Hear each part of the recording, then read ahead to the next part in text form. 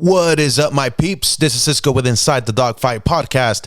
If you're someone like me that enjoys a lot of nonsense, but you love learning something new every day, then this show is for you.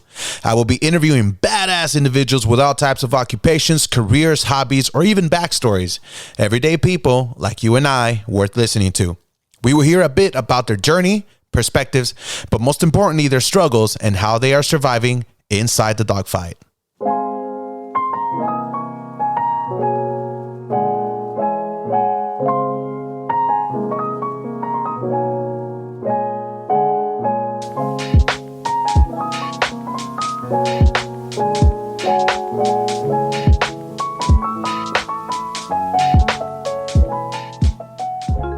I wanted to bring it back to you, Nahum. So we left off at the Candela album, right? Which you were 20. Yeah, okay. yeah. And now you're what, 20? I'm 36. 36. Yeah, it's been a while. Chill, bro. Dude, Bro, and why you gotta do him like that, bro? I'm trying to help the homie up. bro, I'm gonna talk about age real quick. That's like that brings us a good segue of age. A lot of people have this. I had it. I need to be somebody by the time I'm 30, and that's such a. The Bible says, "Don't be conformed to the patterns of this world." That's the kind of stuff it's talking How convenient. That's the kind of stuff. I'm applying this Bible verse to this, you know. But it's true. Yeah. We have this idea of, because life moves slower when you're in your early 20s. As you get older, it starts going faster. You notice the years going by quicker once you're a certain age. So once you hit your 30s and your mid 30s, you realize, oh man, like I'm just getting started, because I'm realizing that the rest of the world, I love my 30s. The business world is barely starting to recognize me as a person right now. Like I see a 22-year-old and I'm like, you're young enough to get aborted, bitch. Like I could abort you right now, like late term. You're like, and this should be encouraging 30s, to the 23-year-olds. Yes, like, 30s is the best years of my life. I started to live again when I was 30. Fellas. That's when fellas. Like, John, you're at such a different place. You'll be there, bro. I know you said you wanted to bring it back to me, and yeah. I'll get there. I feel like we gave a really, really good intro to John and his background, and I feel like we haven't gone back. We'll get there. Trust me. Trust me. We're not going to finish this until John, speak. Which, again, I already said, we're going to need like 3 to 5 episodes. But given that we started with yours, you know? Okay, so Candela, you were 20 years old. Right now, you're 30-something, right? Yep. Okay. What happened? How did you get here now? I know you've gone through multiple states. Just in the past 10 years, you've moved, a bunch of times, done a little bit of everything. So briefly explain like your journey, your process, right? And then second, given the podcast, what has been the biggest fight through that journey, and if you overcame it, how did you overcome it, and then what's your biggest fight now? Yep. I know it may be a lot, No, for sure. Sure. I mean, it's such a part of me that it's. I mean, it's second nature to talk about it, because I'm always trying to grapple with it in my own head. But yeah, that album I mentioned that I've been chasing that high of creating ever since, right? So when I graduated from college, I knew what I was going to do. Like I wanted to pursue these things, and I talked about my regret being not listening, not rebelling in a way, and doing my own thing. But because I was asked to come back after college, and out of a sense of gratitude, I wanted to, honor my parents and work in the family business. And so I spent after that album came out, I was working for the family business after college. And, I was driving a truck. We're in the trucking industry, and I was driving an 18-wheeler so truck. proud that my family is we're a trucker family. Some of my best days were behind that truck. Like, I wrote so many song ideas while driving. I was always working on music never died, right? Music, that project came out little by little. To this day, there's kids who, I discovered your project 2 years ago. So it's 16 years later, people are still listening to that project. But at the time, I'm like, okay, this fizzled. Now what's next, right? And my intentions were to work in the family business while pursuing music. I was in LA. I was going to continue pursuing music opportunities, making music. But then I found myself always hitting ceilings of, like the family business. There was no boundaries in the family business. You couldn't really escape. And by the time we had moved out to Palmdale, like I would finish working and I would head to the open mics in LA and try to like get experience performing. And that's when What do you mean open mics? I would go to hit up all the open mics in LA and with my English music. You're kidding. Yeah, dude. I would go to the Hollywood Boulevard. There's so many adventures that I had, like going to open mics all by myself. How bro. many? No all way. by myself. See, things I didn't know. Yeah, bro. Dude. You really gotta. No, bro. There were dude. I would park my car. Go to the open mic. By the time I came out, it was like 11 p.m.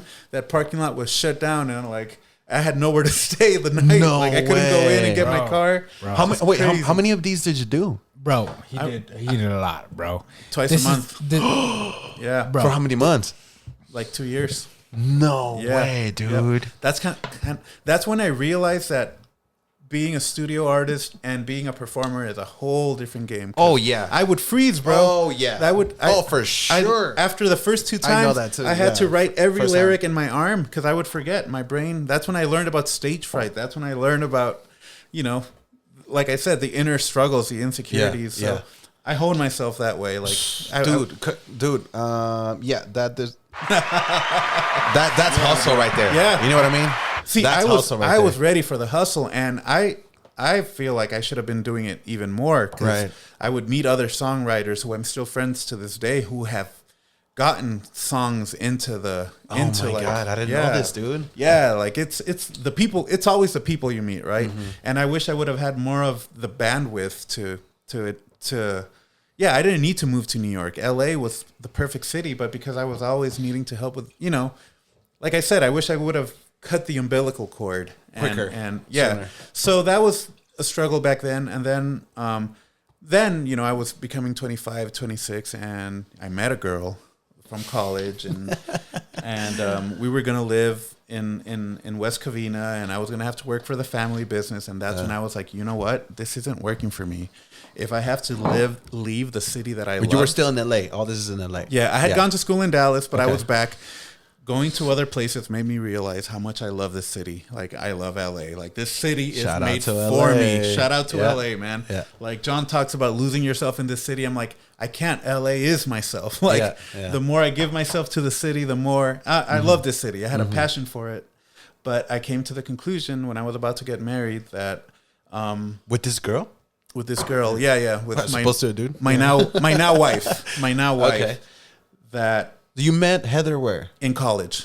In college, I was best friends with her brother. Where was his college? Dallas Baptist University. Dallas Baptist University. Yep. Okay. And I know Heather's Canadian. Yeah, she's from Canada. How was she in Dallas? She only went for 1 year. But her brother and I became best friends. Like, we went on a mission trip, quote unquote, to Europe. Unquote. It was we went to France and Italy. No, it was hard work, but it was tourism too. Missions trip. But I met her. Our terms overlapped only like one semester, but we became friends online. This is how I'm aging myself even more. Like, we became friends on MySpace. There we go. I was on her top 8. Oh, I forgot about that. Top 8. Top 8. We got a lot of people in trouble now. Yep. I used to tell her, I love going to your profile because I love the song you have on. A song used to play automatically. Yeah. It had nothing to do with the song. But I realized once you're ready to get married, there's it's a huge calling of dude, I need to, you need to get serious in life with income. Right. And I had made peace with the fact that music was I'm a musician. I can give me 2 weeks in the studio. I will put out an album and it's going to be decent. Right. Mm-hmm. So I feel like if I didn't have Candela, I would have quit. I would have gone to the open mics. I would have realized how hard it was. Mm-hmm. So the reason why Candela was so focal to my life was because it made me realize you have something special. You have, when you apply yourself, when you can make some magic happen. When you flex your connections, when you flex the people you can make some magic happen. Well said. And so I had that anchor because later on when I was driving a truck, I didn't consider myself a trucker. When I was working at a warehouse in Canada, because then I moved to Canada. I got offered a job. It was in logistics, but it was a lot of warehouse stuff, and this was an automotive town next to Detroit. And it's a whole different game out there. It's a whole different ball game. Like 15-minute breaks, bro. Like Detroit. I had never in 15-minute breaks. 15-minute breaks, and it was hard work. How long did you do that for? For 3 years. Well, sorry, I worked at that place for 3 years, but after a year and a half, the management saw that I had some potential in the digital world, and I started working on e-commerce. That led to me getting a job in marketing in Dallas. I realized after 3 years, I feel like I have a lot more potential in so many different things. And that's when I was like, you know what? I'm done pursuing the music aggressively like I was. Because, when I moved to Canada, I started a band. I was finally this is weird. This is a side note, but in Canada, I was able to do what I couldn't do here. It was such a small town where we lived, Windsor, Ontario, that it was so small and connected that I made really good friends that were musicians. Like, I didn't pursue the band; they pursued me. They heard my music. They're like, "Bro, can we play with you?" And Jonathan, something that I'm sure bro, would have gone. Wouldn't likely happen here in LA because it's harder to do. And there's so much noise out there, right? Yeah, but people there, like, I discovered kids who just do it for the passion. It's an industrial town. They work their automotive jobs and then they go home and experiment. Windsor, Canada, which is so close to Detroit, right? Yeah. So you went to Detroit first and then to Windsor. Straight to Windsor.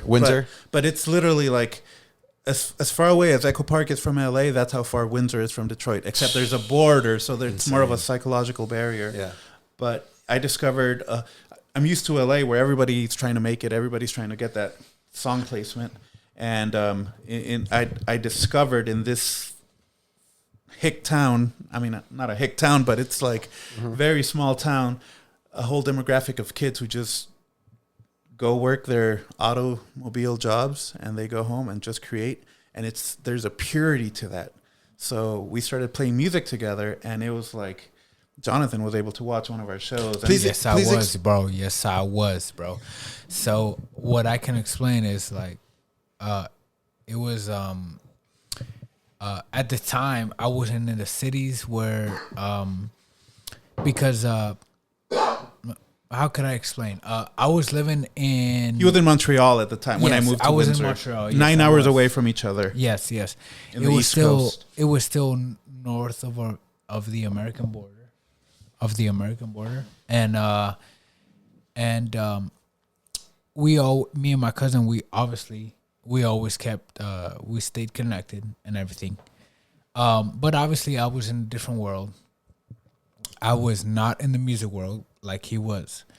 But when the time presented itself, I was able to experience like what Nahum was working on.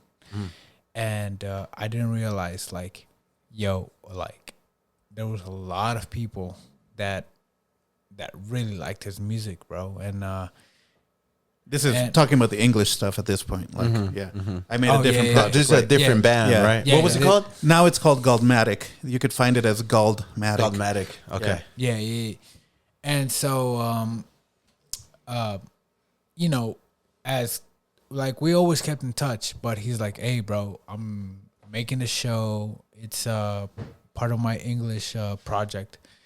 And when I would go and see how he would perform, that's when I caught it quick. Like, whoa, like my cousin's been working on a lot. Like, he has a vision behind it. Yeah, behind everything. He's put some hours and into this. Yeah. And to me, it was like, it's one of those things where I was like, if a skeptic would go and try to get convinced, like if it's a real thing or not, that's what it was with me. Like with me, it's like, okay, you're working on an English project now. Okay, I would go and I would see how it is. Yeah. And with me, when I was up front with the whole performance and the quality behind it, it was like a convincing thing. You know, so to me it was like a eye opener, bro. Like you know, it was pretty. It was something special for sure. It was a special thing. Right. And once again, like everything else in my life, I kind of had to leave it because when I hit 30, I already had a kid. I had a kid 3 months after getting married. In Windsor, when you had this. Yeah, in Windsor. Like 3 months after getting married, I'm like, I'm finally free of the family business. I'm finally like getting a social circle of musicians. And 3 months into it, we're pregnant. And at the time, I'm like, it's over. It's all over. And you were 30. And I was 30. And I want you to quickly. No, I was 27. Okay, 27. To the kids or to the people out there that love music, they're thinking about going into trying to make it as a musician. Can you explain? Because I feel like you've done both. Can you explain the good and the bad of pursuing music to put food on the table or as a passion project? I feel like you've explored both, right? So what are the good and the bad of, you know, really trying to make it and survive and put food on the table as a musician, or to use it just like as a passion project after your work or career? I like this answer. I like it. I like what you're He likes it already. I like it already, bro. John's living in the future. Yeah, bro. John's living 30 minutes ahead. Yes, sir. You best believe, bro. Bro, He's such a fan. Like, you haven't even given the answer. Bro. He's already given you praise. Bro. All right, go. Yeah. So I mean, like we talked about earlier, if you have certain responsibilities, and when you're young, the responsibilities are, you know, if you live at home, if you're 21, you live at home, put your share of the rent. Right. You know, whatever your responsibilities are, you know, you felt like helping your mom out was a responsibility. That was your calling at that time, and you honored it. You know, we all have financial stuff, our taxes, our stuff that we have to, and I struggle with that. I kind of tend to like go after chase project and forget about. No, you gotta be responsible about certain things. Your bills have to be paid. Make sure your credit score, all that stuff. Like you're over here doing a song about FICO score. Yeah, exactly. I was 3 years in Windsor, the band. We were starting to get invited to shows, and we would share the bar tab, not the bar tab, the bar, whatever the bar made, they would split it with the band. So that's how I realized, oh, you could make money off of this. But we would have such a good time that I think the 5 times that they split the what the bar made, I forgot it. We forgot it. We just you spent it back. we didn't even take it because they said you guys could drink for free, and we would forget. I think they would let us drink for free because we would forget. Yeah. Yeah. Well, at age 30, I decided to call up my connections in Dallas, where I went to school. They were all in the corporate world. I was like, guys, I want to move. I want to start. I'm not happy with my financial situation. I feel like my experience with the band and music kind of was fulfilling. Like I experienced that, but I saw how, like I should have been doing that when I was 20, right? I should have been pursuing it full time. Now I have a family to feed, and I will continue making music on the side. I realize that there's many other opportunities to make music, soundtracks, film scoring. There's so many different avenues to pursue. Making beats, making this, like that's when the whole world opened up to me. So I felt comfortable saying, hey, let me find a corporate job, because there was a hunger, and I want to learn about marketing. Like a hunger, literally, from your family and your kids. Literally, my kid was hungry as fuck. Chubby little. I'm gonna get canceled for this. I don't know where the Browns stand right now. That was raw, ladies and gentlemen. It's fine. We love our brown and black and white. I don't know what the status of my demographic is when it comes to the brown card. I feel like it's regional. Like that's a whole different podcast. So anyways, I went to Dallas, and I was able to get a good starting job and work my way up into marketing. And for 3 months, I didn't touch music at all. And I mean, just at church, and you know, yeah. But I was comfortable because I was like, at that point, the whole make it by 30 was taken away. And I realized if I want to keep composing and making music for film, I can still do this at 40. I can wait. Yeah, for sure. I can wait till Hans Zimmer dies, and I'll till he died. Hopefully, when he's 90 or 100. But cut his breaks. At this point, I'm thinking long term. This is where I'm at. And then I had something that blew my mind. I talked about all these musicians I knew when I went to Bible school. They were working, like the friend that produced Candela. He was a professional mix engineer. He was a professional recording. So I knew so many people who did this for a living. And they were so unhappy. Not unhappy. But there was this... They had lost the edge. They had lost the fire. Why? They had lost because the moment it becomes a job, it stops becoming something you do for love. Because now you have a quota. Now you have to do this because I don't care if you don't like it. You're going to record this song. You're going to record it in this way. The way I want, because I'm cutting you the check now. Because you I'm work cutting for you me. the check, yeah. And it'll be some rich guy who has no business in the studio, who has, sometimes, there's really talented rich people, but sometimes there's people who are trying to get their kids to be famous. So here, $30,000, we'll record this.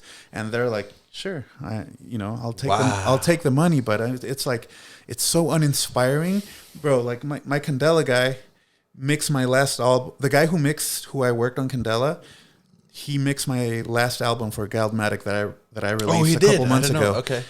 He mixed 5 songs for the price of 1, just because he wanted that edge. That he wanted it. He's like, I just want to work with people who are creative again. I just want to, because they get tired, especially when they're working for labels, working for churches, or working for, and I realize a lot of people are really, what do you call that? Yeah. What do you call that? Burnt out. Yeah. And that's when I'm like, you know what? I may not get paid for this, but when I get a creative burst, it's pure. Right. There's no, and it's like this podcast. Yeah. You have no urgency to get this out. There's no deadline. Yeah.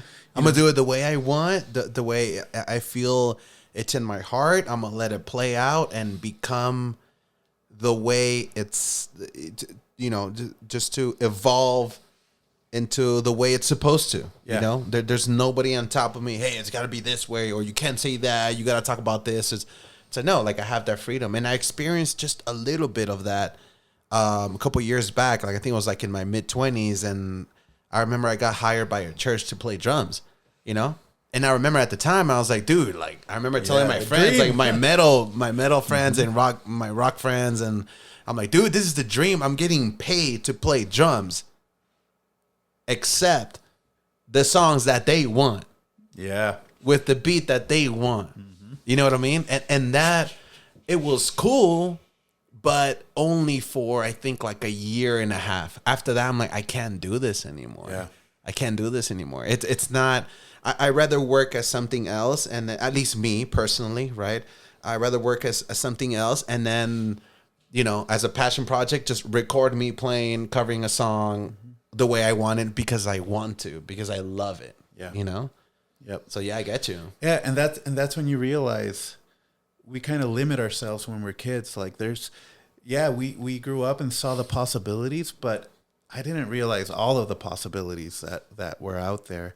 And now I'm like, why was I limiting myself to music? Like I could have been learning how to code. I could have been learning how to do all of these things. And I am pursuing like software and because I see what's possible.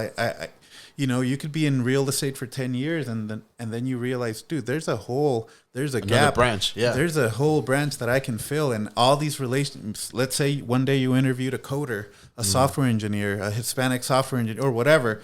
And now you have that connection, and then you're like, dude, let's work on this app. Like I see an opportunity. Like nobody's filling this niche, and so that we have no idea the possibilities that are out there. And that's what I discovered when I started working in the corporate world, that there's so many opportunities to exploit. And in marketing, I've been able to use my music because a lot of people need videos, and I'm like, oh, I'll make the soundtrack. I'll make the score. I'll do the little piano score, because if you want to buy something, it's like $200 to license a track. So sometimes I'll be like, give me 50 and I'll do it. You know, and so. What made you? Okay, so you've gone through that, which I know there's so much more to explore. Yeah, probably in another episode. What brought you back to LA? So I got married. And what's your biggest fight right now? What's your biggest dog fight? I moved away 9 years ago, and I lived in 3 places. I lived in Dallas, and I moved back to Detroit after that. So I've been moving a lot. A lot of people are like, you guys are like a military family?" And I'm like, "Yeah, except my war is within." It's a dog fight. After 9 years, I've been wanting to move back to LA because I realized the limits of all the places I was in. I realized how much LA had to offer with, in conjunction with what I have to offer. Right. Like, you know, I'm in digital marketing. I'm in music. And this is the marketing. Duh. This is, you know, it has a growing tech world, and there's so much happening. Yeah. I'd been thinking about it, but what really facilitated it was when everything started happening in March with COVID and all the lockdowns. And I'm like, you know what? I don't want to be locked down through the winter. Now's the time to pull the trigger. We can use the stimulus. Thank you, Daddy Trump, for the stimulus. I could use that money to buy a rental truck. Yeah. And the biggest stimulus ever that any president has ever given. It's huge. Lots of families will relocate with this. It's huge. Crazy, bro. Spot on. I moved to liberal California. Sorry, Trump. Sorry about that. And I wanted to come. I wanted to come home. I felt like it was my time. I felt like I wanted to be a part of, even if I'm not directly part of the family business, I wanted to know what was going on as the only son. I felt like I've acquired a lot of experience, a lot of social capital that I feel like now is the time to return and reroute and replant. And my biggest struggle right now is I feel like it's your biggest dogfight now being back. The dogfight. What's your dogfight right now? Before we go into John. You ready, John? My dogfight right now would be getting rerouted in California. Trying to find where we're going to stay, because right now we're still an hour away from LA in the Antelope Valley, where we're recording this right now. Lancaster. Shout out to Lancaster. But it's kind of like reconnecting in a post-COVID world. So I feel like the challenge is a little bit of a collective challenge. And I feel like there's a lot of limitations because the LA right now is not the LA we knew. Like LA, nothing's open. Yeah. This is a place of networking and concerts and open mics. That's all shut down right now. So the lights and glamour that I pictured in LA does not exist right now. So, my biggest dogfight is rooting myself despite all of those limitations and carving a place for my family, because that's always important. And at the same time, taking advantage of this change to see opportunities, because there are a lot of opportunities. So I feel like that's what you're doing with this podcast as well. You're there's a sea of change, but right now this is providing grounding. And I feel like it'll be beneficial. I mean, people are working from home. I love listening to podcasts just because it feels like I work with, like I have friends. Because, you know, I work from home. And you do work from home. I get it. My team is in Texas that I work for. And like, I'm like, man, I miss like having. So I feel like the podcast, listening to podcasts. Your coworkers. Becomes my social. Like it becomes a virtual socialization. So. That's the value of these things. Like, even if it's just background music, it's like hearing friends talk. So, that's where I'm at right now. The dogfight continues, and I'm looking forward to what's ahead. I'm excited by, the challenges of COVID. I feel like we're gonna create something new. I mean, I'm really like my frustration right now with LA. We're the entertainment capital of the world, and we can't fucking figure out how to fucking put something on. Like London's having concerts with little bubbles, like people, and what are we doing? I think part of it is our governor too, you know, like part of it is our governor too. I have a buddy of mine that literally his business, and he was booming. He was doing really good. He was providing sound equipment, stage equipment, and all that for concerts. Big and small, was getting contracts with the cities of like Montebello and City of Commerce, you know, that were throwing like little concerts at their park. And I think he told me last time I went in to talk to him, he's like, dude, You don't understand. He's like, I already had in contract like over 20 something, is it 20 or 30 something $1,000 in only 1 month, you know, in only 1 month of just like concerts and everything. And then all this happened, you know what I mean? And then now he's doing what he has to do to provide. But you know, but it's a little bit weird, like the rules, regulations, you know, but the underground will be key.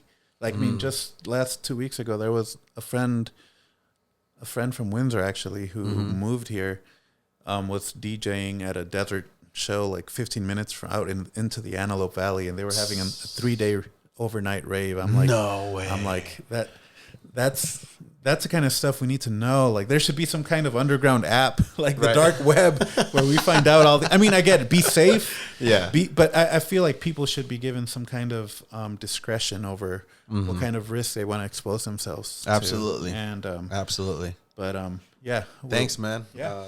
Love that.